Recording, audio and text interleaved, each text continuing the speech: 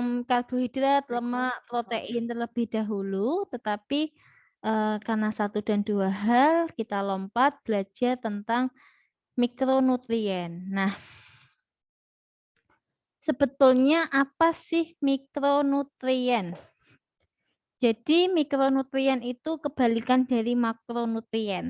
Kalau makronutrien itu ada protein, karbohidrat, lemak. Kalau mikronutrien itu contohnya ada vitamin dan mineral. Nah, vitamin dan mineral ini dibutuhkan dalam tubuh kita dalam jumlah yang sedikit, dalam jumlah yang kecil, tidak banyak, tetapi tetap dibutuhkan untuk proses metabolisme, pertumbuhan, itu kita butuh mikronutrien. Dan contoh mikronutrien adalah vitamin dan mineral. Hari ini kita akan masuk ke dalam vitamin. Jadi vitamin itu apa? Vitamin itu nutrien organik yang mana dia tidak bisa dibentuk oleh tubuh. Jadi sekalipun ada yang bisa dibentuk oleh tubuh, tidak banyak, hanya tertentu saja dan jumlahnya sedikit. Sehingga tetap untuk memenuhinya kita harus melalui makanan. Dengan cara mengkonsumsi makanan yang mengandung vitamin. Kira-kira makanan apa sih yang mengandung vitamin itu setahu kalian? Sayur, Buah. Betul. Nah, ketika tubuh kita itu tidak tercukupi asupan vitaminnya, itu bisa atau istilahnya inadequate, itu bisa menyebabkan gangguan akibat kekurangan vitamin. Walaupun jarang sekali ya terjadi, tetapi memang kalau tubuh kita itu butuh vitamin walaupun tidak banyak jika dibandingkan dengan kebutuhan kita akan makronutrien seperti protein, lemak, dan karbohidrat.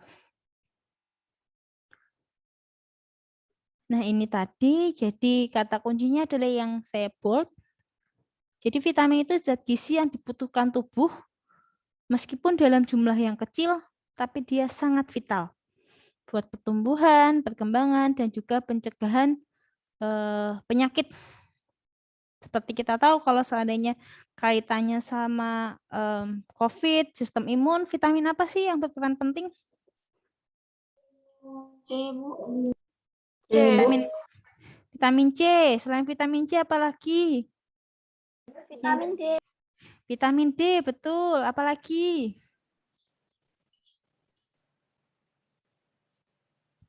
Nah, nanti kita pelajari ya. Nah, jadi vitamin sebagai zat gizi mikro tidak dapat diproduksi oleh tubuh, sehingga kita perlu dapat dari makanan. Nah, selain vitamin ada juga mineral. Mineral ini dia juga mempunyai peran yang penting. Contoh dari mineral itu ada yodium, besi, mangan, selenium, zinc.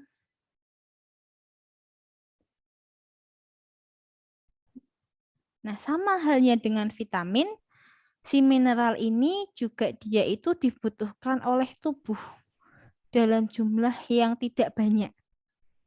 Tetapi tetap butuh untuk dikonsumsi. Dan ingat ya, tidak ada makanan yang mengandung semua jenis vitamin dan mineral sekaligus.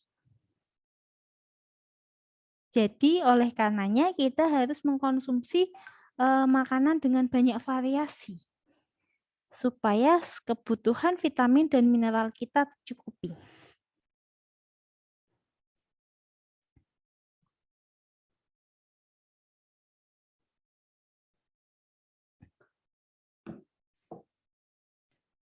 Nah, jumlah vitamin yang diakui hingga saat ini, untuk vitamin larut lemak ada 4, dan untuk vitamin larut air ada 10. Kita belajar yang hari ini yang vitamin larut lemak terlebih dahulu. Ada vitamin A, D, E, dan K. Vitamin larut lemak ini istilah lainnya adalah fat soluble vitamin.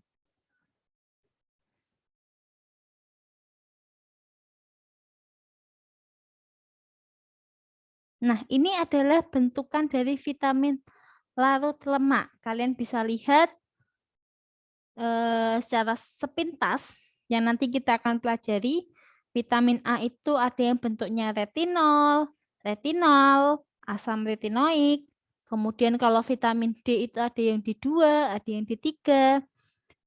Kalau D2 namanya adalah ergokalsiferol. Kalau D3 namanya adalah kolekalsiferol. Kemudian vitamin E ada yang bentuknya, kalau vitamin E sendiri namanya adalah tokoferol. Bentuknya ada yang alfa tokoferol, ada yang beta tokoferol, kemudian ada yang gamma tokoferol. Sedangkan kalau vitamin K itu ada 3 bentuk. Yang pertama adalah vitamin K1.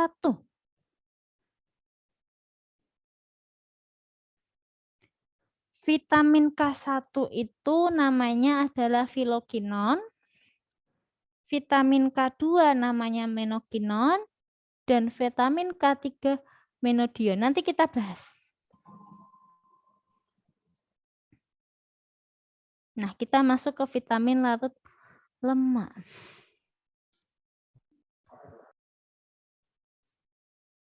Nah, ciri-ciri vitamin larut lemak itu dia nggak bisa larut ke dalam air. Jadi untuk melarutkan vitamin ini butuh pelarut yang sifatnya nonpolar. Secara keseluruhan, kalau seandainya kita mengkonsumsi makanan yang mengandung vitamin larut lemak, dia akan disimpan di dalam hati dan jaringan lemak.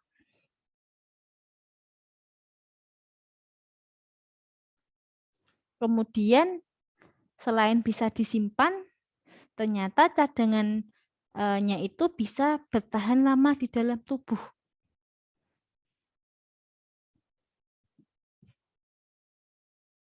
Sudah bisa disimpan, cadangannya awet, dan ternyata dia itu diserap melalui usus kecil bersama lemak dan juga diekskresikannya pelan-pelan.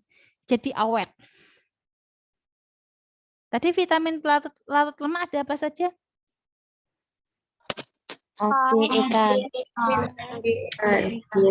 Eka. Oke.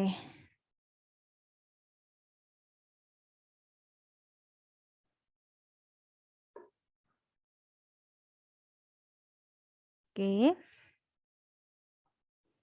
Nah, vitamin itu secara keseluruhan fungsinya macam-macam. Nanti kalian bisa baca. Jadi fungsinya ada yang katalisator. Katalisator itu membantu proses metabolisme. Kemudian ada juga tuh yang fungsinya dia mempengaruhi pertumbuhan untuk proses regenerasi sel baru.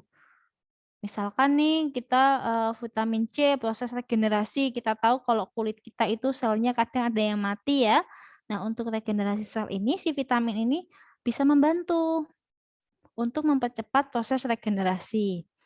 Nah, kemudian ini adalah sifat-sifat umum vitamin larut lemak. Tadi sudah saya sampaikan kalau seandainya kita kelebihan konsumsi vitamin A, D, E, K itu bisa disimpan di dalam tubuh. Kemudian vitamin A, D, E, K itu punya prekursor. Prekursor atau provitamin. Nanti saya jelaskan. Kita masuk saja ke terus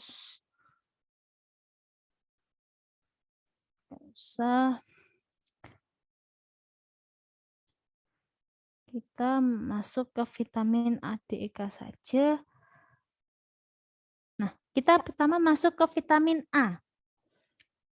Vitamin A itu punya nama lain sebagai retinol. Dan dia itu sangat penting dibutuhkan oleh tubuh kita, terutama untuk penglihatan, untuk mata kita, untuk sistem visual mata kita, dan juga untuk pertumbuhan dan perkembangan. Selain itu, dia juga berfungsi sebagai sistem imun.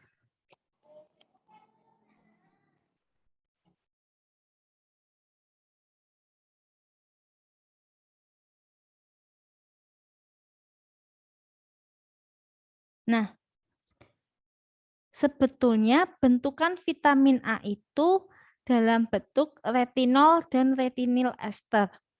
Tetapi vitamin A ini dia punya bentukan provitamin. Provitamin itu baru calon vitamin. Jadi belum jadi vitamin. Bentukan provitamin A itu namanya adalah karotenoid.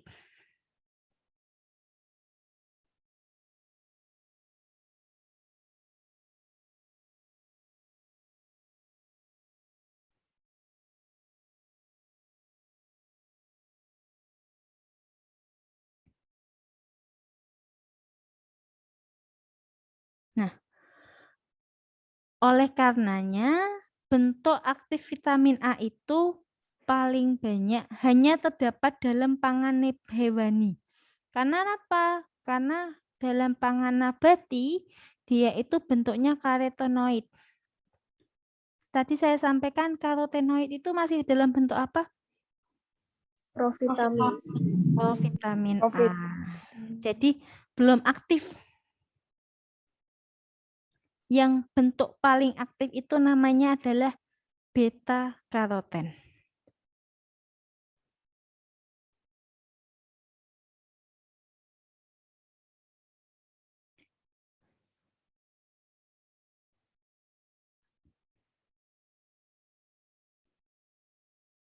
Nah, di sini yang paling penting adalah kalau misalkan vitamin A itu dia rusak apabila terkena apabila dipanaskan pada suhu yang tinggi. Jadi kalau seandainya kalian kok bikin keripik wortel, misalkan wortel dijadikan keripik, kira-kira yang terjadi apa?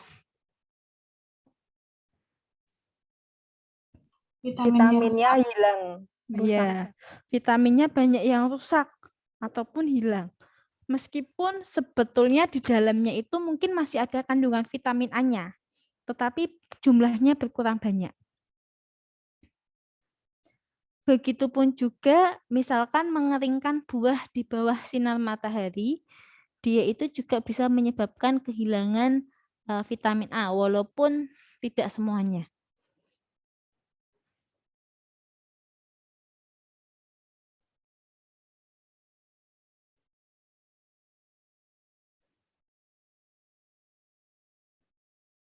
Nah, ini jadi bentukan vitamin A itu ada yang aktif dan ada yang belum aktif atau provitamin. Kalau provitamin A-nya itu karotenoid. Kalau bentukan aktif ada alkohol berupa retinol, ada retinal, dan asam retinoat.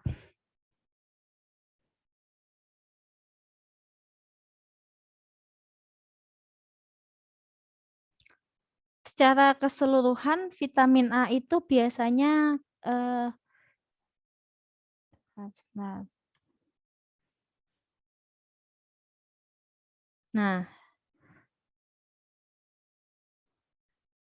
biasanya vitamin A itu istilahnya mempunyai aktivitas biologi sebagai retinol. Kenapa dikatakan sebagai retinol?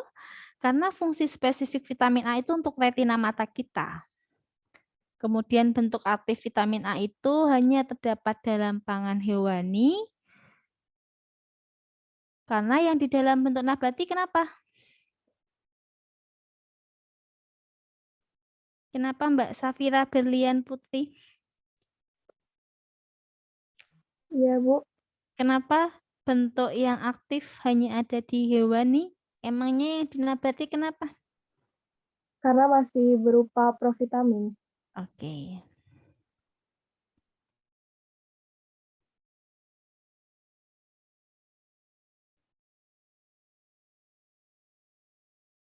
Oke.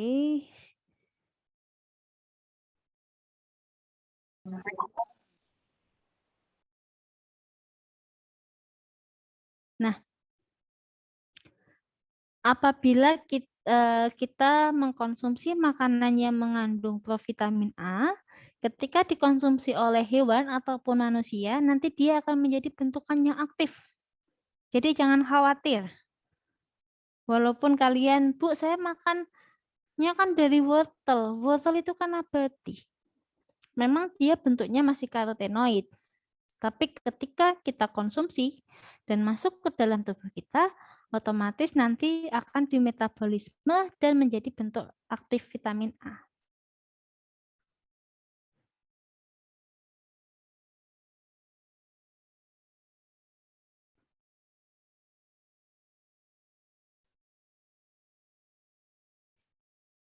Nah ini, provitamin A dapat diubah menjadi vitamin A di dalam tubuh kita.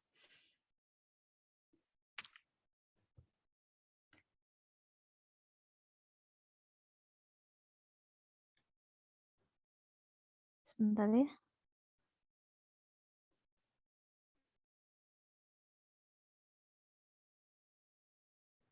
Sebentar ya, saya coba cek sebentar.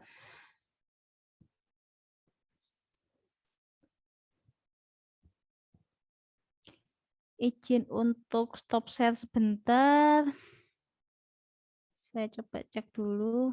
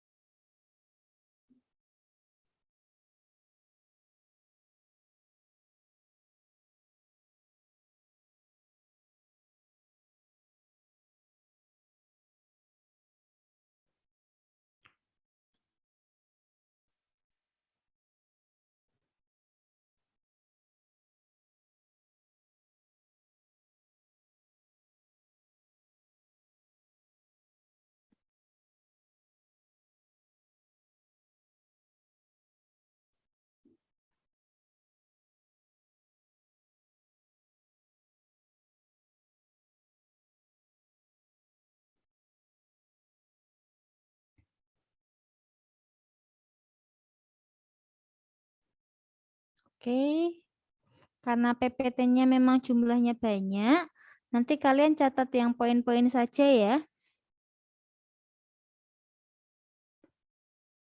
Oke, tadi sudah sampai.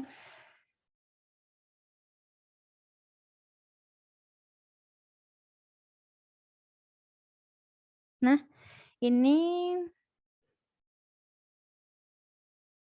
jadi fungsi vitamin A paling baik untuk penglihatan, kemudian membantu menjaga kesehatan sel epitel, kemudian untuk pertumbuhan, untuk reproduksi, kemudian untuk imunitas, dan juga sebagai antioksidan dalam tubuh kita.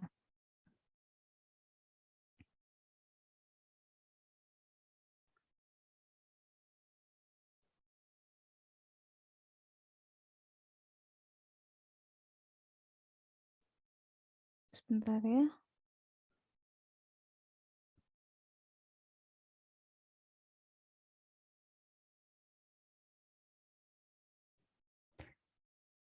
Nah, vitamin A ini ada yang tadi saya sampaikan ya, dia bisa sebagai fungsi imunitas dan juga ada yang sebagai fungsi antioksidan dan juga bisa mempengaruhi sistem pertumbuhan dan reproduksi kita. Nanti mungkin bisa dibaca. Kemudian ini tadi bentukan provitamin dan ada yang bentukan aktif. Kalau provitamin tadi beta karoten. Jadi kalau yang paling aktif itu secara keseluruhan adalah retinol. Jadi semuanya harus diubah dulu ke dalam retinol. Mau itu beta karoten ataupun retinil ester harus diubah menjadi retinol. Nah ini, jadi kalau seandainya makanan itu masih di dalam makanan ya, belum kita makan. Kalau itu merupakan dari tumbuhan, bentuknya adalah beta karoten. Kalau dia dari hewan, dia bentuknya retinil ester. Tetapi ketika kita konsumsi, nanti dia akan berubah. Retinil ester akan mengubah menjadi retinol. Yang mana itu bisa mensupport reproduksi. Sedangkan si beta karoten dia bisa berubah menjadi retinal. Retinal ini yang berfungsi untuk penglihatan. Makanya kenapa pasti dari sekian banyak sumber vitamin A, kalau ada kaitannya sama mata pasti wortel. Karena dia bisa jadi retinal. Nah, retinal ini sifatnya fleksibel. Retinol bisa jadi retinal bisa mengubah retinol. Kemudian retinal bisa berubah menjadi asam retinoik. Asam retinoik ini yang membantu pertumbuhan.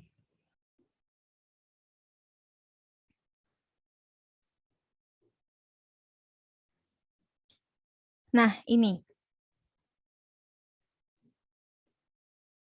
Vitamin A ini diabsorpsinya di usus halus. Ketika dia masuk ke dalam tubuh, tidak semuanya diabsorpsi. Jadi kalau ester retinil yang diabsorpsi hanya 80-90%. Ester retinil itu yang tadi dari hewan atau tumbuhan? Hewan, Bu. Hewan. Jadi kalau kita konsumsi vitamin A yang berasal dari hewan, yang diserap itu 80-90%.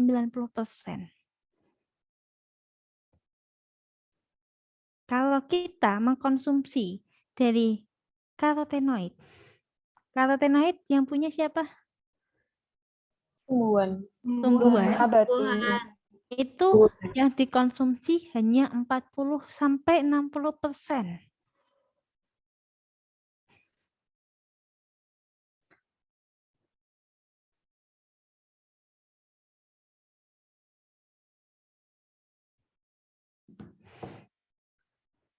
Jadi lebih banyak yang diserap mana?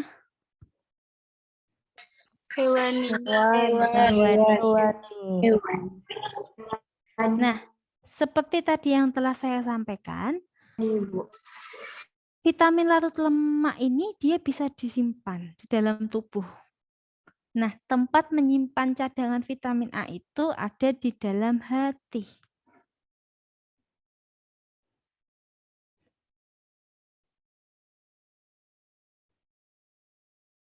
Jadi, ketika vitamin A itu masuk ke dalam usus, kemudian diserap, masuk ke dalam bersamaan dengan lemak, masuk ke limfa, habis ke limfa, masuk ke aliran darah, dan setelah ke aliran darah dibawa ke hati.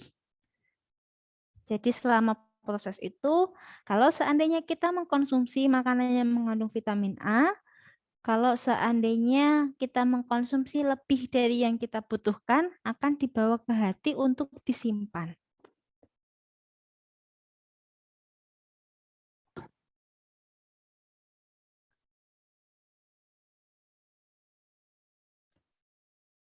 Karena tadi disimpan, berarti kalau seandainya kita butuh, kita bisa manfaatkan dong.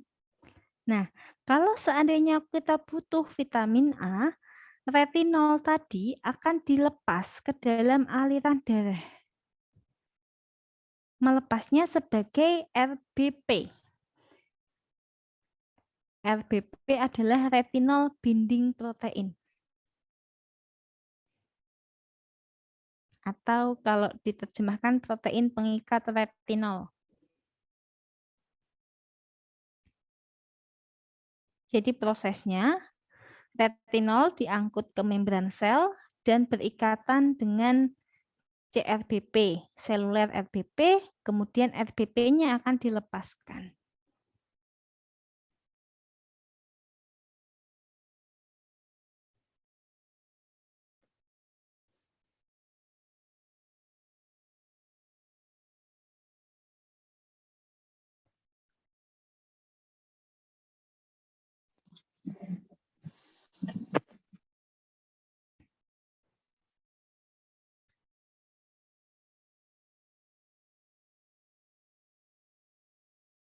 Nah,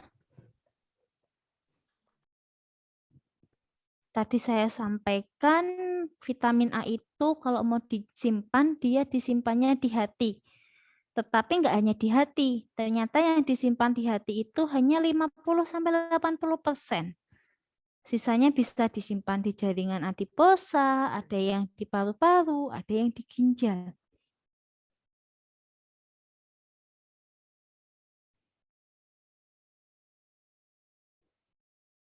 Kemudian ini ada tulisan lagi, cadangan vitamin A di hati terikat pada CRBP, seluler retinol binding protein.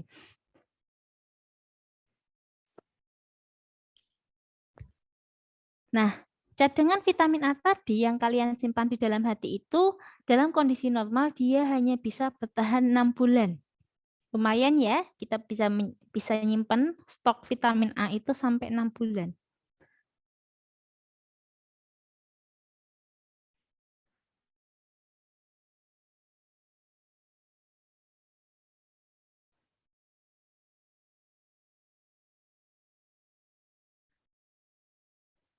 Kemudian kalau seandainya kalian nanti mau ngecek kadar vitamin A di dalam tubuh kita. Kalau seandainya kalian hanya melihat kadar vitamin A di plasma, kalian itu bisa tahu asupan sehari-hari kalian itu vitamin A-nya berapa. Plus cadangan vitamin A di harinya berapa. Kalau di plasma. Tapi kalau kadar karoten serum itu dia hanya gambarin asupan saat ini aja, asupan vitamin A-nya berapa. Jadi nggak bisa menggambarkan stok vitamin A kita tuh berapa. Kalau pengen tahu stok vitamin A kita berapa, pakai kadar vitamin A plasma. Tahu ya bedanya ya? Kalau untuk tahu stok cadangan vitamin A, pakai apa? Kadar vitamin A plasma. Plasma. Kalau misalkan hanya ingin tahu asupan vitamin A kita saat ini? Serum. Serum. Kadar karoten serum.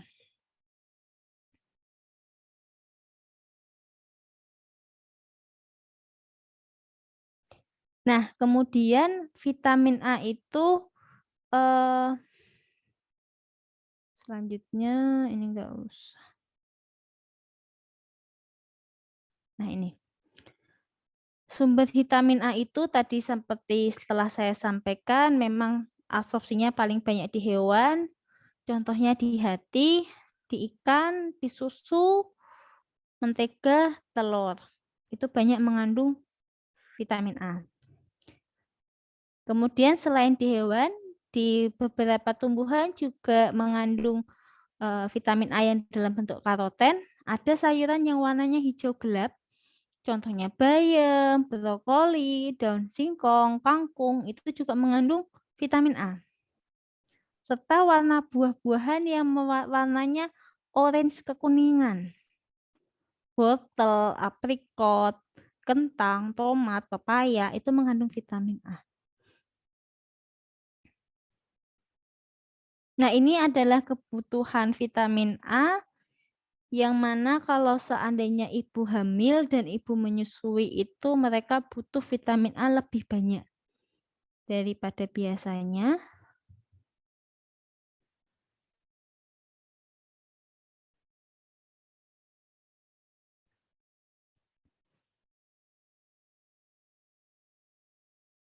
Nah, orang-orang yang mengalami defisiensi vitamin A ini biasanya akan menyebabkan gangguan pada penglihatan, karena kita tahu ya tadi vitamin A itu fungsi utamanya untuk penglihatan kita.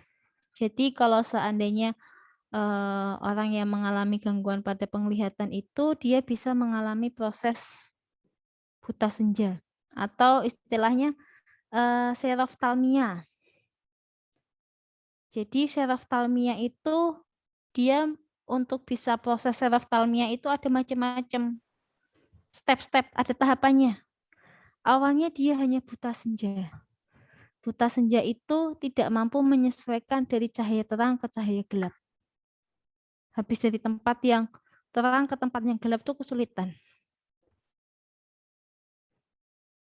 Habis buta senja, kalau semakin parah akan mengalami serosis konjungtiva. Habis serosis konjungtiva, ada istilahnya bercak bitot. Habis bercak bitot ada serosis kornea, dia sudah masuk ke korneanya. Habis serosis kornea, ulkus kornea. Sampai ada keratomalasia dan parut kornea. Ini sampai sudah tidak bisa ditolong kalau sudah pada tahap xerophthalmia fundus. Jadi memang jangan sampai kita kekurangan vitamin A ya. Alhamdulillahnya Allah memudahkan kita punya cadangan vitamin A. Jadi kalau seandainya kita lagi malas makan sayur, makan buah, kita masih punya cadangan. Tapi jangan sampai selama 6 bulan kita nggak makan vitamin A sama sekali. Karena ingat cadangan kita hanya bertahan 6 bulan. Selanjutnya vitamin D. Nah, vitamin D ini sama seperti tadi, ada yang dari tumbuhan dan ada yang dari binatang. Bedanya, kalau yang dari binatang itu bentuknya vitamin D3. Istilahnya adalah kolekalsiferol.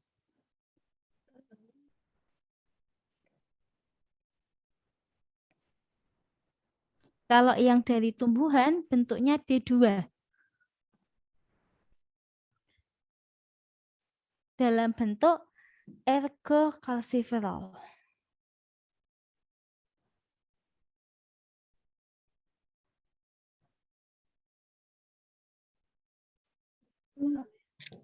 Tuh, orang mencet tadi dah kadi ya. Putri Ayu Septiana, ngapain lagi? Kita masuk itu sih. Tuh, Mbak lamun misalnya Putri. oke batur atau genan Mbak Putri kahurukeun Ayu Septiana. Kan saya, Bu. Mbak Putri Ayu Septiana, bisa on cam? Iya, Bu. Bisa on cam, Mbak?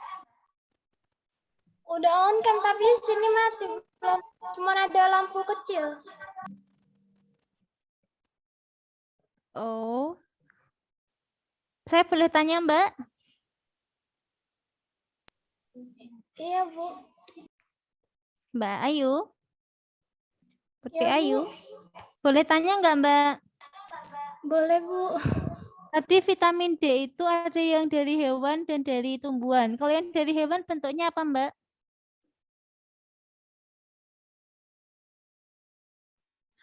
D3, Bu. Namanya apa?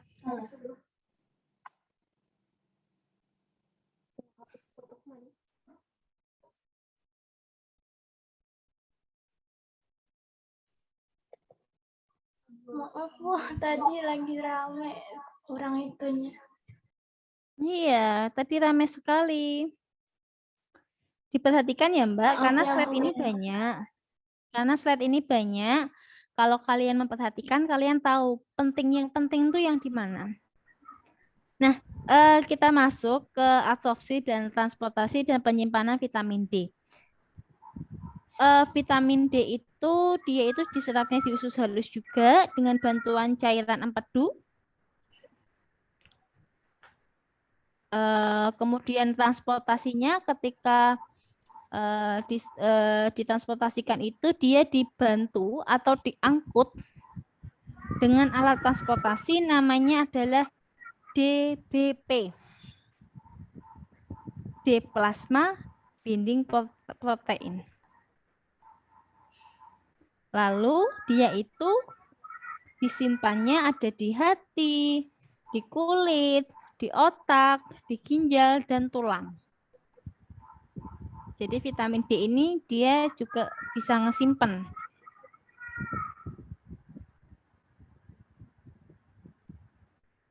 Nah, fungsi dari vitamin D itu macam-macam, terutama untuk maintain kesehatan tulang, kemudian juga dia bisa membantu penyerapan kalsium, kemudian dia juga untuk menjaga keseimbangan kalsium dan fosfor di dalam darah. Kemudian dia tubuh itu bisa mensintesis vitamin D dengan bantuan sinar matahari.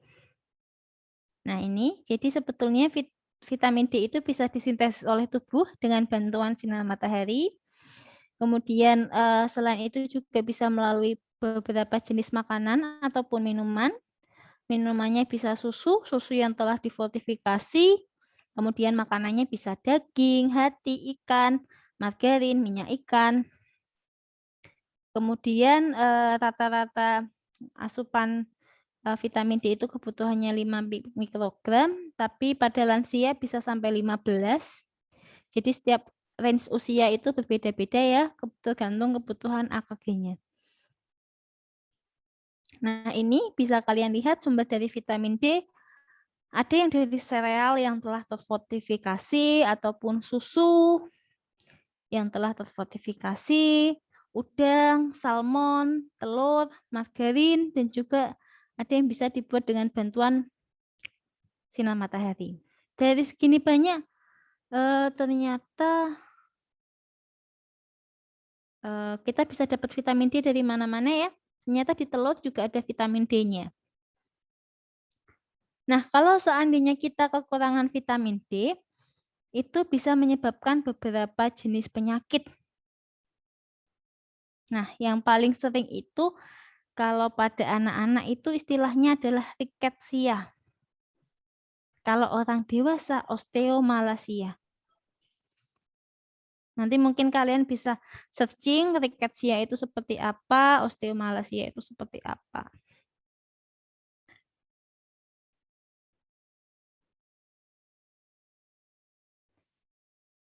Selanjutnya ada vitamin E. Kita waktunya sampai jam berapa Mbak Sipen? 16.40 Bu. 16:10. Oke. Selanjutnya vitamin E. Kalau tadi vitamin A ada istilahnya, vitamin E itu punya istilah namanya tocopherol.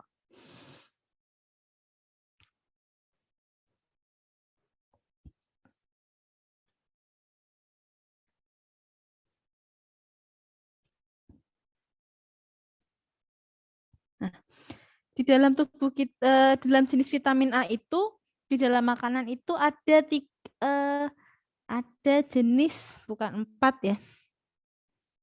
1, 2, 3, 4, 5. Ada 5. Sorry, salah typo. Ada 5 jenis vitamin E. Ada alfa tocopherol, ada beta tocopherol, ada gamma tocopherol, ada delta tocopherol, dan ada tocotrienol.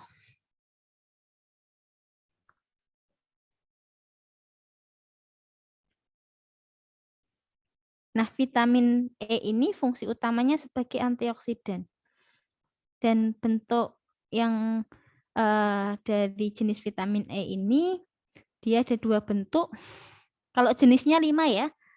Kalau bentuknya tuh ada 2, D dan L. Dan yang bentuk paling aktif itu adalah D-alpha tocopherol.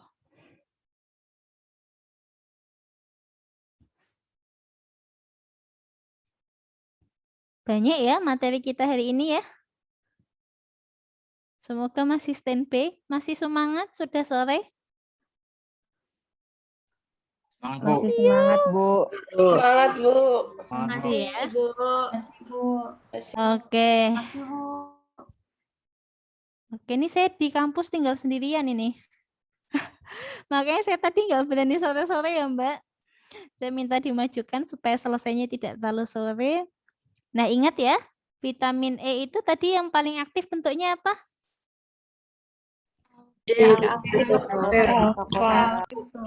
Oke, di alfa tokoferol, dan fungsi utama dari vitamin E ini adalah sebagai antioksidan. Tentunya sebagai antioksidan banyak sekali manfaatnya. Nanti bisa dibaca. Fungsi lainnya banyak sekali fungsinya. Nah, kita akan masuk ke dalam absorpsi dan transportasi. Karena ini adalah vitamin larut lemak, jadi sama dia diabsorpsi di bagian atas usus halus dalam bentuk misel. Kenapa dalam bentuk misel? Karena dia vitamin larut lemak. Dia nggak bisa diserap dalam bentuk larutan air. Dia harus diubah dulu dalam bentuk misel dengan bantuan garam empedu dan enzim lipase pankreas. Nah, transportasinya dari mukosa usus halus ke sistem limfa dibantu oleh kilomikron.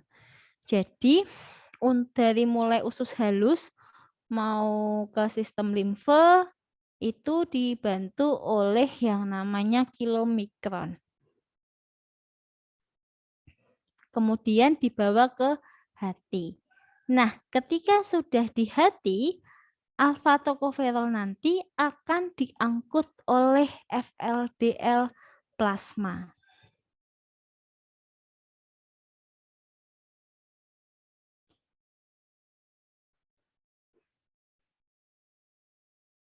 Gitu. Kemudian vitamin E ini nantinya disimpan di jaringan hati, paling banyak di dalam hati. Memang paling banyak di dalam hati dan jaringan lemak. Jaringan lemak itu contohnya apa sih?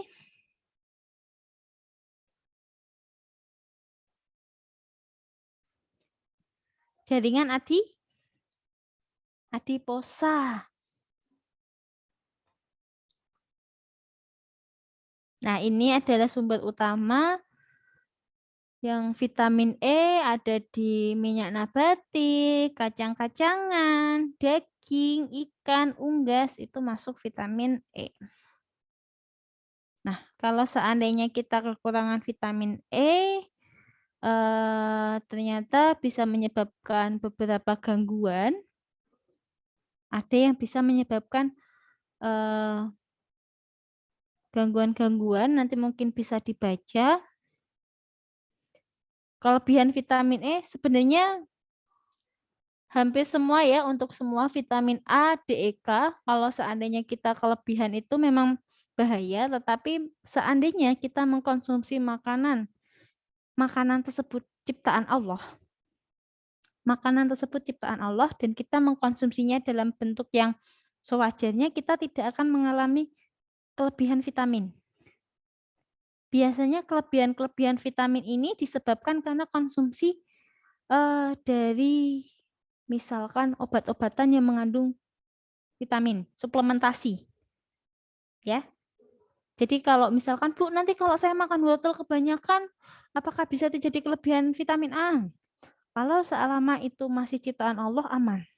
Tapi kalau ciptaan manusia, kita tidak bisa bertanggung jawab. Contohnya adalah suplemen tadi. Jadi kalau kalian mengkonsumsi buah atau sayur dalam jumlah yang banyak, tidak perlu takut akan menyebabkan kelebihan vitamin. Tadi ada vitamin A, D, E, dan yang terakhir adalah K. Alhamdulillah udah vitamin K ya.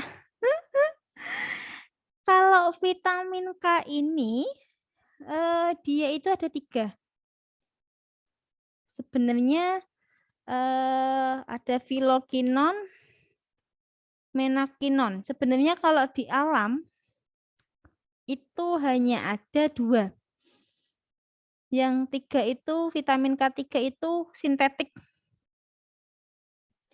Jadi ada vitamin K1, vitamin K2, vitamin K3. Catat.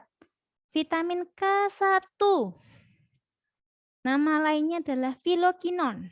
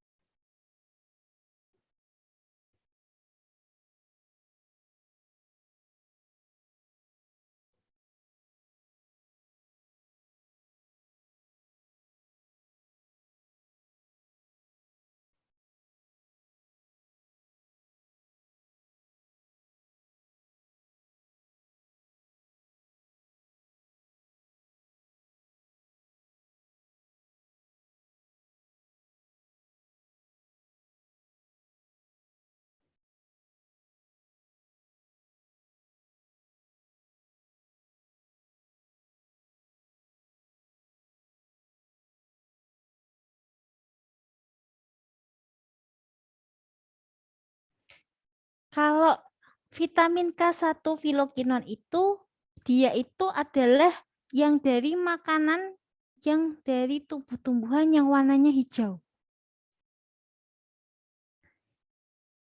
Kalau vitamin K2 bentuknya menakinon, dia itu yang dari minyak ikan dan daging. Selain itu, si menakinon ini dia selain dari makanan yang dari luar, ternyata tubuh kita itu bisa ngesintesis atau ngebentuk menakinon ini. Siapa yang ngebentuk vitamin K menakinon ini? Yang ngebentuk adalah bakteri yang ada di saluran cerna tubuh kita. Makanya tadi disampaikan di awal, untuk vitamin ini memang ada yang bisa dibentuk oleh tubuh, tetapi tidak semua vitamin. Salah satu contoh vitamin yang bisa dibentuk oleh tubuh adalah vitamin K ini. Jadi bakteri di saluran cerna ini dia bisa ngebentuk vitamin K. Alhamdulillah ya, Allah itu tidak pernah menciptakan sesuatu tanpa tujuan. Jadi bakteri yang di saluran cerna kita aja, ternyata dia punya fungsi yang luar biasa buat kita. Nah, bentukan yang ketiga adalah vitamin K3. Vitamin K3 ini adalah menadion. Menadion ini adalah khusus untuk bentuk vitamin K sintetik. Ingat ya, ada 3, filokinon, menakinon, dan menadion. Filokinon untuk tumbuhan warna hijau, menakinon untuk minyak ikan, daging, dan yang buatan kita sendiri. Dan yang ketiga adalah menadion. Menadion itu yang vitamin K sintetik. Nah, berbeda dengan tadi vitamin A, kalau vitamin K ini dia cukup tahan terhadap panas. Jadi kalau seandainya kita memasak biasa dengan air, tidak perlu takut untuk rusak karena dia tahan terhadap panas.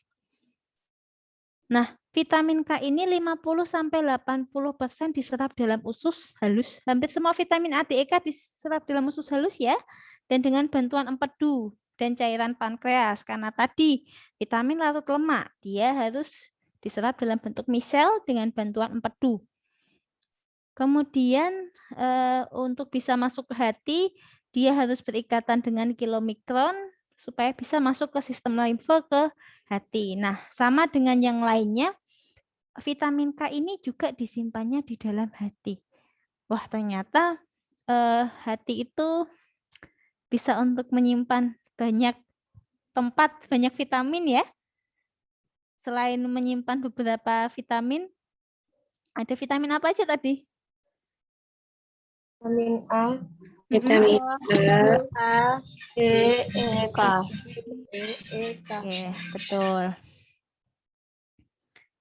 Kemudian, nah seandainya nanti misalkan dibutuhkan oleh tubuh dari hati tadi, kan tadi masih disimpan tuh di hati. Terus misalkan suatu saat kita butuh vitamin K, vitamin K-nya itu bisa diangkut sama FLDL buat dibawa ke seluruh tubuh.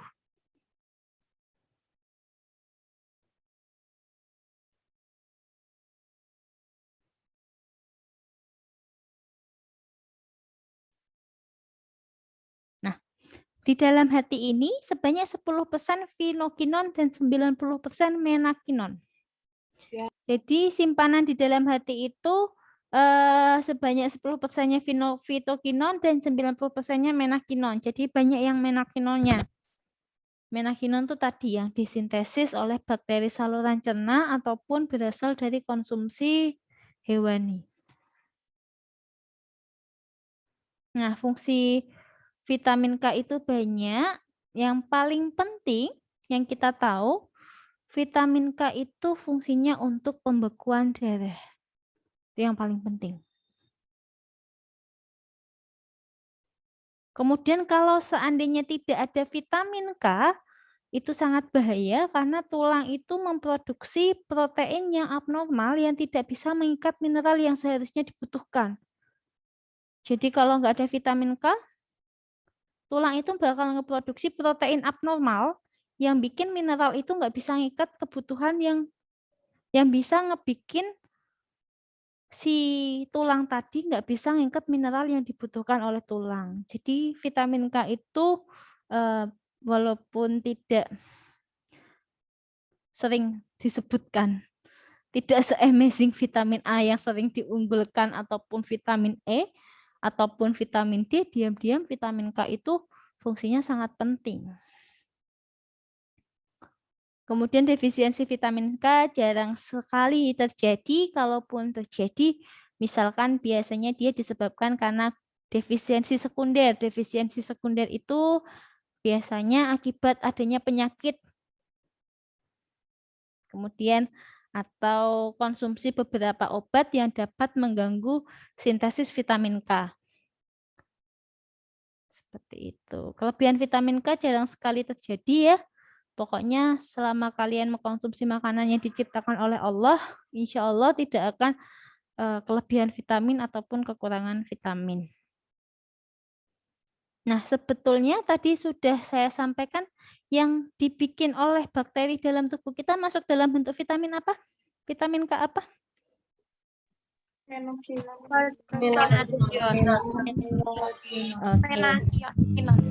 Betul. Nah, ternyata alhamdulillahnya yang dibentuk oleh bakteri itu terus dia sudah mencukupi setengah dari kebutuhan vitamin K kita. Alhamdulillah ya, jadi kita setengahnya sudah dipenuhi oleh si bakteri. Jadi kita tinggal memenuhi sedikit lagi, tinggal setengahnya saja. Itu kita bisa dapat dari hati, sayuran hijau, kemudian susu, daging, telur, itu juga ada vitamin K. Nah, kemudian faktor-faktor apa saja sih yang mempengaruhi penggunaan vitamin dalam tubuh? Ada faktor biosintesa, ketersediaan vitamin, antivitamin, dan provitamin. Ada 4. Kita bahas satu-satu. Jadi ada yang namanya faktor biosintesa. Seperti yang tadi kita sudah pelajari, ternyata di dalam tubuh kita itu ada flora bakteri yang dia itu ternyata bisa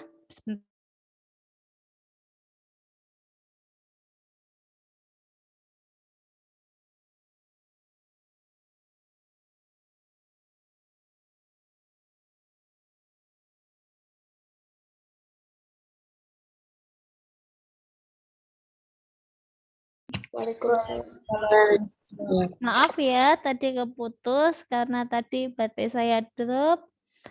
Boleh saya lanjutkan? Boleh. Sampai ya Mbak Haifa.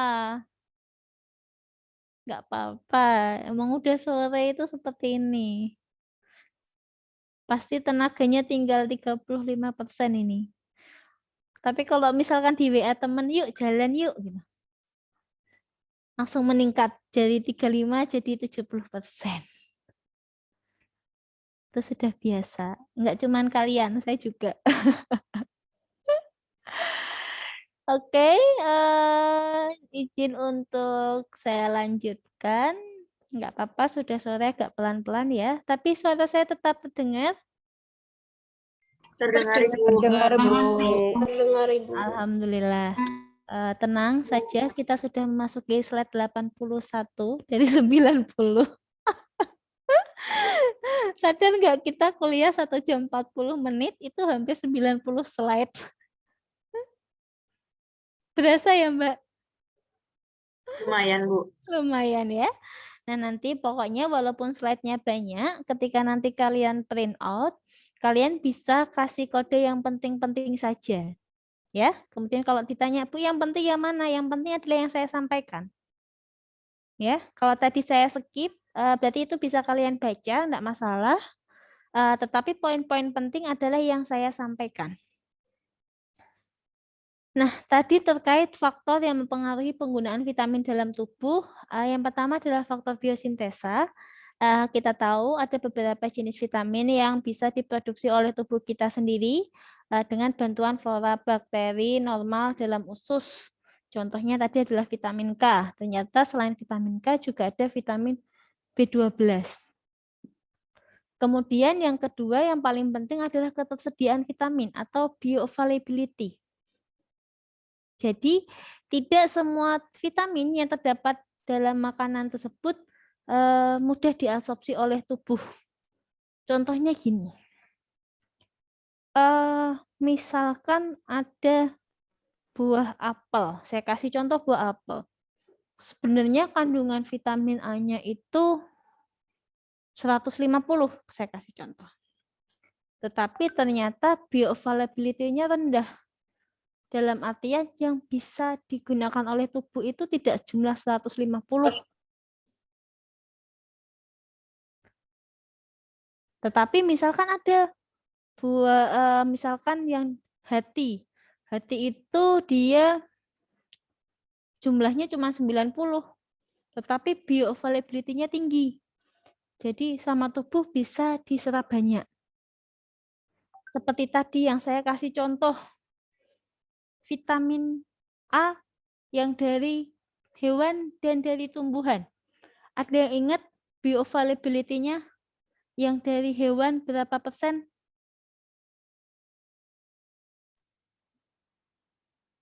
Vitamin A 80 90 sampai 80-90%.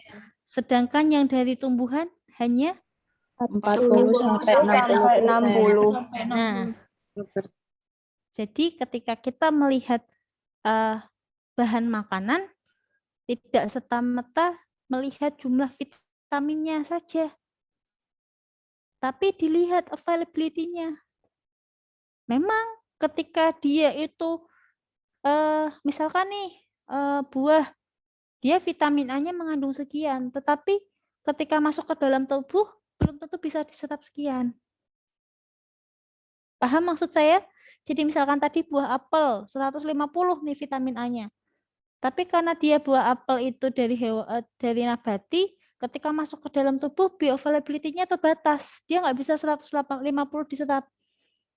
Karena dia punya tadi yang dari nabati hanya 40 sampai 60%. Jadi nggak sebanyak itu. Seperti itu. Kemudian ternyata bioavailability itu juga bisa dipengaruhi dengan metode penyiapan makanan. Seperti tadi saya sampaikan, ada makanan yang jangan sampai kena suhu tinggi. Dari vitamin A, D, E, K apa yang jangan kena suhu tinggi? Vitamin A. Vitamin A. Kemudian vitamin yang kalau misalkan kena suhu tinggi nggak ada masalah, itu vitamin apa? Vitamin K. Vitamin K. Terus nanti itu selama kalian nanti belajar mineral, vitamin secara keseluruhan, kalian akan mengenal ada beberapa makanan itu yang dia itu kalau saling ada yang bersinergi dan ada yang dia itu kontra. Nanti kalian akan belajar makanan itu bisa misalkan disandingkan itu akan menyebabkan sinergi yang bagus, mempercepat penyerapan. Tetapi ada juga yang sifatnya anti nutrisi. Jadi kalau disandingkan itu malah menghambat salah satu penyerapan. Seperti itu. Nanti kalian akan belajar itu, tetapi untuk ADK tidak ada. Tadi cuman kalau tidak salah di slide yang vitamin D, tadi ya saya sempat jelaskan vitamin D itu tadi dia itu bisa meningkatkan penyerapan kalsium dan fosfor untuk keseimbangan maintenance tulang. Itu salah satu contoh yang positif. Tapi ternyata nggak cuma yang positif. Ada contoh lain, nanti kita akan pelajari yang lain. Ada yang positif dan juga ada yang negatif. Nah, yang kita harus hati-hati ini yang negatif. Kemudian yang ketiga antivitamin. Nah, ternyata ada ikatan-ikatan organik yang dia itu sistemnya justru menentang sistem kerja vitamin. Jadi menghambat. Dengan cara menghambat titik aktif di dalam enzim dan mengikat vitamin tersebut di dalam usus. Sehingga tidak bisa diabsorpsi. Jadi ada beberapa zat antivitamin. Contoh zat-zat antivitamin itu ada tiaminase. Tiaminase itu pada kerang, ikan mentah, kemudian avidin pada putih telur, putih telur yang belum dimasak ya. Kemudian di dalam jagung itu juga ada millet yang ternyata dia mengandung antivitamin. Kemudian ada provitamin yang seperti kita tahu tadi beberapa vitamin itu yang di dalam makanan itu berupa inaktif.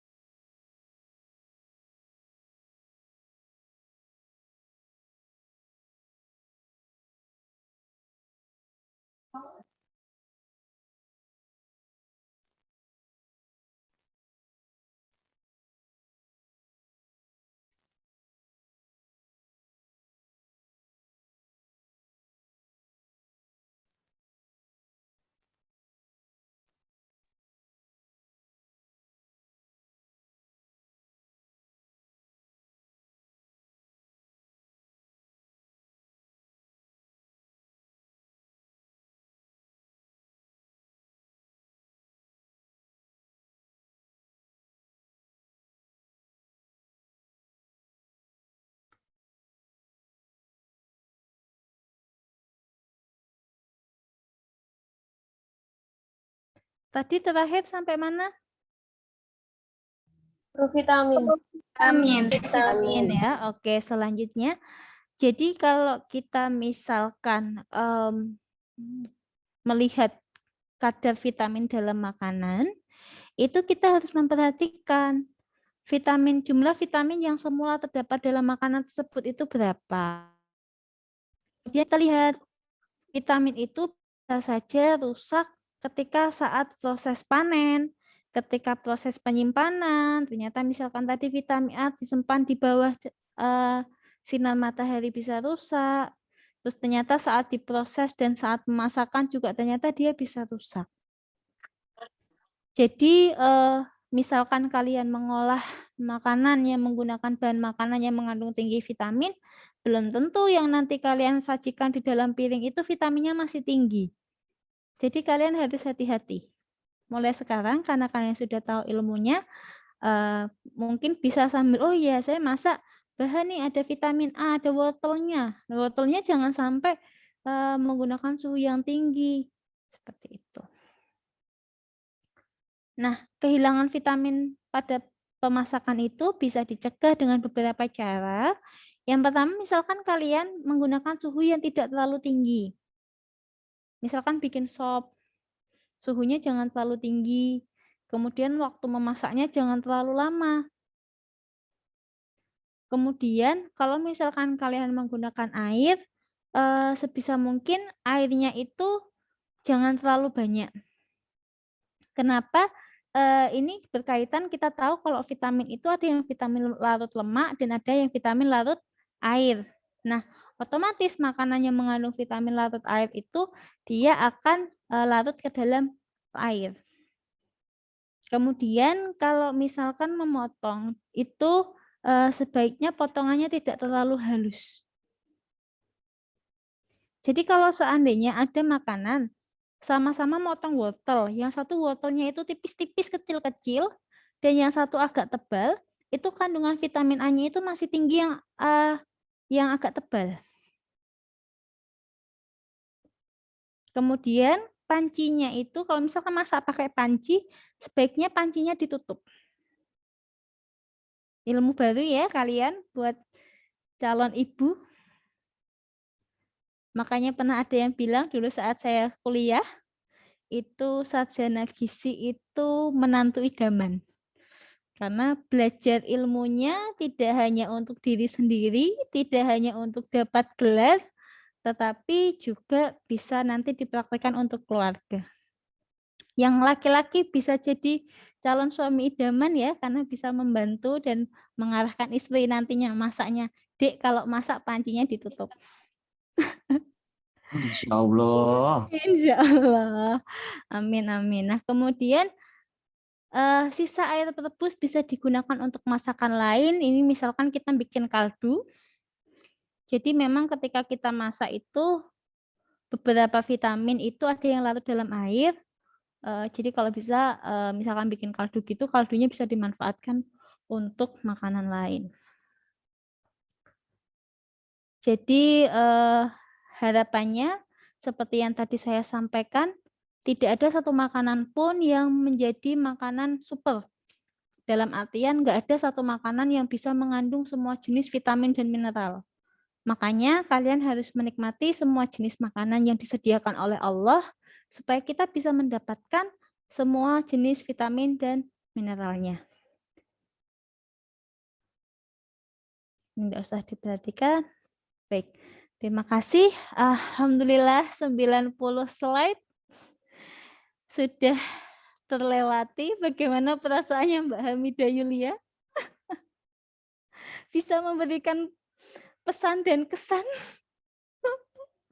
Silakan Mbak Hamidah. Kadang sih juga itu nggak kerasa juga kalau itu banyak. Ternyata 90 slide ya. Lumayan banyak.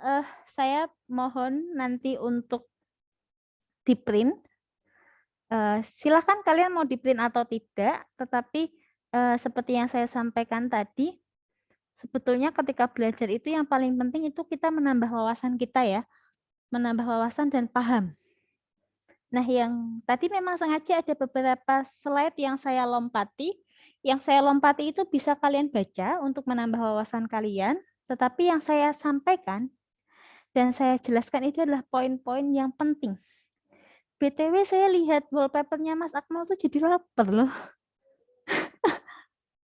Banyak gaya dia tuh. Iya, saya jadi kepengen KFC mendadak. KFC Bu, KFC. KFC Dari ya. kemarin tuh dia. Silakan, Bu. Ya Allah, nggak apa-apa nanti kalau lah kan Ada combo 2 Bu. Silakan Bu. 50 Ada ribuan Bu, combo. murah. 50 ribuan Bu. Promosi dia. Silakan, Bu. Brand Allah. Ini brand ada ambassador yang KFC. double big box-nya. Silakan. Ada Yang di paket box oleh Akmal jadi 60 SPG ribuan. ya? Mas Akmal. Astagfirullahaladzim. Mas Akmal, Iya, Bu. Iya, Bu. paket McD tidak ada. Oh, ntar saya carikan dulu ya. Ada di warung sebelah Bu, ada. Tinggal Jangan beli doang. salah loh, ahli gizi, sarjana gizi itu Silakan bisa. Bu. Tuh kan jadi warteg. Warteg Bu. Ini kita apa namanya? Masya Allah. Bu. Jadi Market karisma Bu.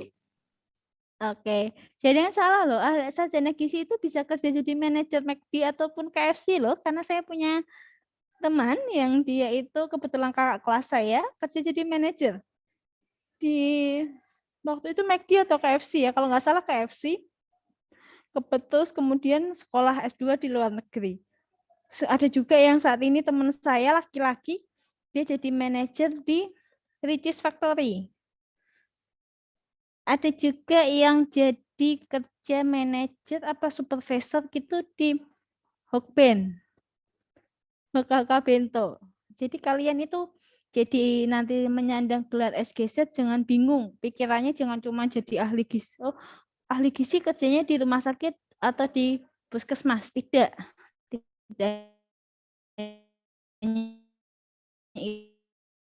Itu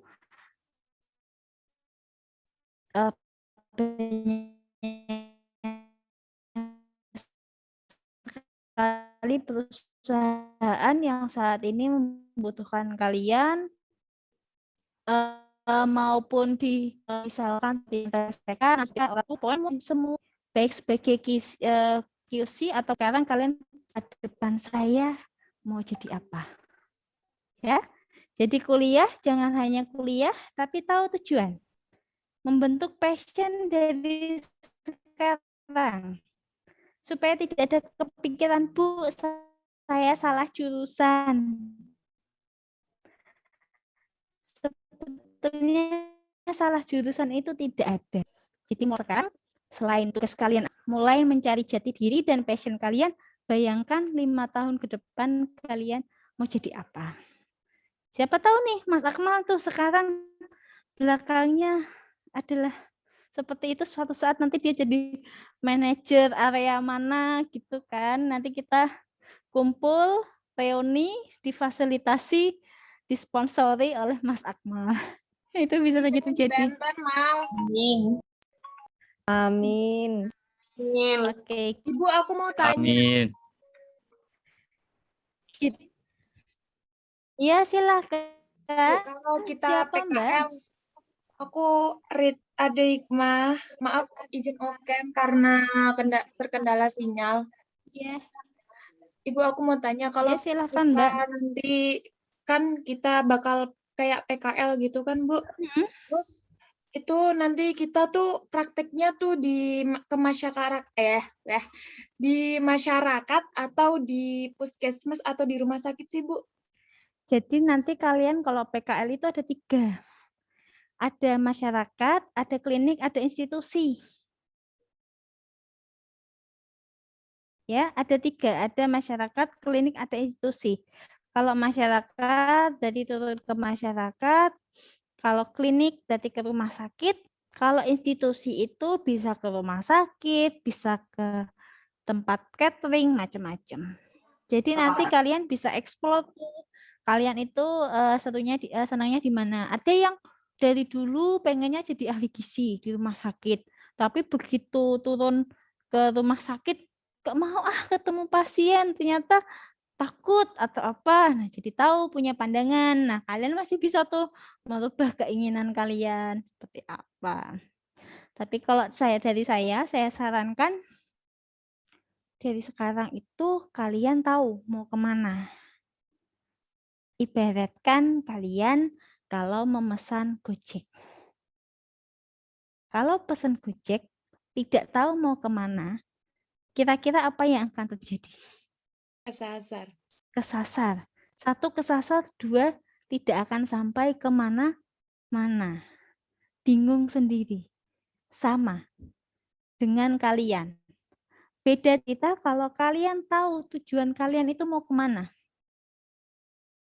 Begitupun juga dengan kuliah. Mumpung masih semester awal, saya selamatkan kalian untuk tidak merasa salah jurusan. Karena salah jurusan itu sebetulnya adalah denial kalian untuk lari dari masalah. Biasanya mahasiswa itu tugasnya banyak, aku nggak ngerti maksudnya tugasnya apa, kuliahnya nggak paham, terus aku nggak tahu nih di sini nanti jadi apa, aku kayaknya salah jurusan deh. Biasanya seperti itu. Padahal sebetulnya hal itu akan terjadi dimanapun kalian kuliah. Ya, jadi supaya kalian tidak merasa kena sindrom salah jurusan, sebaiknya dari sekarang mulai dilihat. Kalian itu ke depannya dengan apa yang kalian punya saat ini dan yang kalian tempuh saat ini, kalian itu mau jadi apa? Paling gampang carilah contoh. Carilah orang. Aku pengen jadi kayak dia. Mau jadi apapun. Apalagi yang punya basic gizi. Dan kalau misalkan, Bu, saya itu sekolah gizi, tapi saya nggak pengen jadi ahli gizi. Saya masih belum tahu ke depannya jadi apa. Teman yang dia itu dari gizi, mungkin kalian kenal Chelsea Verhoeven? Sebentar. Kenal Chelsea Verhoeven? Iya, Kenal. Ya. aku tahu adiknya Paula kan. Adiknya Paula. Nah, itu dia adalah teman sekelas saya dulu waktu S1 di Undip. Tetapi dia setelah lulus S1 Gizi, dia lebih suka di bidang entertainment. Dia jadi waktu itu jadi semacam wartawan di Net TV. Apakah ilmunya tidak berguna? Tentunya berguna untuk kehidupannya dia sekarang. Kemudian ketika selama sekolah, otomatis kita belajar public speaking. Ya kan? Belajar etika. Etika itu penting. Kenapa saya selalu sampaikan, bedanya mahasiswa dengan yang tidak sekolah itu berbeda di attitude-nya. Ketika ngomong sama dosen, interaksi dengan teman, itu pasti pakai etika. Etika itu akan dibawa sampai kerja. Jadi jangan batasi, kalau saya dulu waktu S1, waktu lulus, jangan batasi mimpi kalian dengan gelar kalian. Ya, jadi jangan hanya karena berpikir, aku gizi, berarti kerjaanku hanya seputar kesehatan. Tidak. Karena ada juga adik kelas saya, dari sarjana gizi, dia itu nggak mau jadi kerja di rumah sakit. Dia mau kerjaannya santai. Dia bikin konten YouTube. Dan ternyata konten YouTube-nya itu dia rangkul tuh teman-teman yang sevisi. Dia bikin edukasi kesehatan lewat YouTube. Ternyata YouTube-nya jalan juga, subscriber-nya banyak dan dapat duit dari YouTube. Jadi jangan memandang sebelah apa yang kalian punya. Karena sebetulnya yang terpenting itu bukan jurusan apa, tapi kalian itu dengan apa yang kalian punya itu mau dibawa kemana. Ya. Jadi mulai dari sekarang saya pengen kalian yang di sini itu punya cita-cita mau kemana. Mungkin Mbak Diva Cinta di nanti punya keinginan apa, Mbak Marlena punya keinginan apa, dikip aja sendiri nggak apa-apa. Mbak Nida pengen apa, Mbak Hanafiah pengen apa. Kita semua berhak punya cita-cita. Walaupun sekolahnya sama, cita-citanya bisa aja beda. Mbak Faizana nih, di belakangnya ada siapa itu?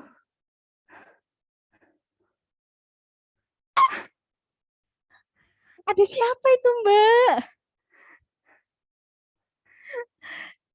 Loh, sekarang Bu, udah diganti, Bu. dulu jadi ingat cerita. Ada mahasiswa itu kalau pasang foto laki-laki, saya kira itu laki-laki, ternyata itu cowok, ternyata itu cewek. Cuman pasang foto profil. Ya Allah, ini kalau tadi saya suka bingung. Siapa tadi Mbak Faiza? Bisa disebutkan namanya?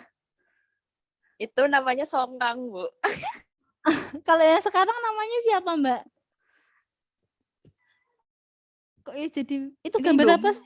Indomie goreng, astagfirullahaladzim. Saya doakan semoga nanti kamu kerja di Indofood ya, Mbak. Amin, ya Allah. Biar nggak ada ruginya dari sekarang kamu sudah promosi mie goreng. Ya Allah, baik. Baik, sudah sore. Terima kasih buat hari ini. Terima kasih antusiasmenya. Terima kasih. Bu, izin bertanya. Gimana, Mbak? Bentar saya. Izin bertanya. Mohon maaf, izin bertanya. Sebentar saya belum absen dulu. Sebentar saya print screen dulu ya. Oke. Gimana, Mbak? Sambil tanya silahkan. Itu apa ya, kalau magang itu milih sendiri apa dari pihak kampus yang memilihkan, Bu? Kalau memang milih sendiri, itu nanti kan saya rencana punya gambaran kalau nanti magang itu mau ke Akpol. Nah, mungkin ada tips and triknya kalau bisa magang di Akpol itu gimana gitu. Oh, bisa Mbak, bisa. Jadi memang bisa, karena saya dulu pernah yang mencarikan jalan untuk teman-teman saya yang mau magang di Akpol. Itu bisa kok, nanti tinggal dikoordinasikan saja.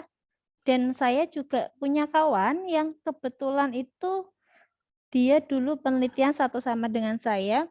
Ternyata dia itu setelah lulus, dia sempat ikut Nusantara Sehat 2 tahun, kemudian ikut CPNS. Ikut tes CPNS, terus dia daftar ahli gizi yang di Akpol. Kemudian dia bukan di Akpol, di Polda. Akhirnya dia jadi ahli gizi di Polda. Ya pakai seragam kayak polisi gitu, Mbak. Saya juga jadi tahu kalau misalkan teman saya nggak ada yang tahu, nggak ada yang jadi, mungkin saya nggak pernah tahu bahwa ternyata ahli gizi bisa kerja di Polda. Ya dengan Iya, seragam Bu. seperti polisi Jalur seperti itu. SIPSS. Betul, itu bisa. Terus saya juga baru tahu ternyata ahli gizi itu bisa kerja di dinas sosial. Jadi dia itu yang ngatur berapa jumlah makanan yang akan disumbangkan oleh negara seperti itu. Jadi saya itu juga kayak baru tahu setelah beberapa teman saya itu bekerja di situ gitu. Jadi apa yang saya sampaikan itu berdasarkan pengalaman teman-teman saya, ternyata ruang lingkup kerja gizi itu sangat luas sekali. Bahkan hal yang tidak kita pikirkan pun ternyata ada. Jadi betul nanti Mbak Anissa mungkin bisa, cuman syaratnya kalau nggak salah ada tinggi juga ya Mbak Anissa. Iya, Tinggi betul, Bu. berapa gitu. Nah itu Iya. bisa. Yang penting sekarang dijaga kesehatannya. Kalau nggak salah ada tes kesehatan ya? Iya, Bu. Sama seperti kayak itu, poluan. Sama ya, cuman mungkin peserta saingannya tidak lebih banyak ya Mbak, karena kan Iya, ada betul, Bu. syarat-syarat tertentu ya, mungkin syarat S1 kesehatan atau apa seperti itu. Nah itu mungkin bisa Makasih, jadi Bu. ya sama-sama bisa jadi salah satu opsi kalian nanti mau kemana. Jadi semoga kalian selalu semangat dalam mencari ilmu. Saya doakan semoga semuanya di sini jadi orang yang bermanfaat dan sukses di Amin. jalannya masing-masing. Suatu saat kalau ketemu ibu jangan lupa di jalan, jangan hanya didiemin ya. Tenang, nggak usah, ibu nggak usah ditraktir, nggak usah, diingat aja gitu. Disapa Itu, ya Bu kalau ketemu di jalan. iya, itu loh ibunya yang kemarin jelasin 90 slide gitu. Buria. Iya. Gitu ya. Semoga apa yang kita pelajari hari ini bermanfaat dan semoga kita nggak cuman kenal sebagai dosen dan mahasiswa, karena kita ada kesempatan suatu saat nanti jadi rekan kerja. Siapa tahu nanti ada yang jadi dosen muda, ada yang nanti kerja di perusahaan jadi rekan kerja saya. Kita nggak pernah tahu ya nasib di mana. Semoga kita selalu menjalin silaturahmi yang baik. Kemudian saya mohon maaf sampai sore dan ini sudah lebih 12 menit. Mohon dimaafkan. Saya pamit undur diri. Billahi taufiq wal hidayah. Wassalamualaikum warahmatullahi wabarakatuh. Waalaikumsalam warahmatullahi wabarakatuh. Terima kasih, Bu.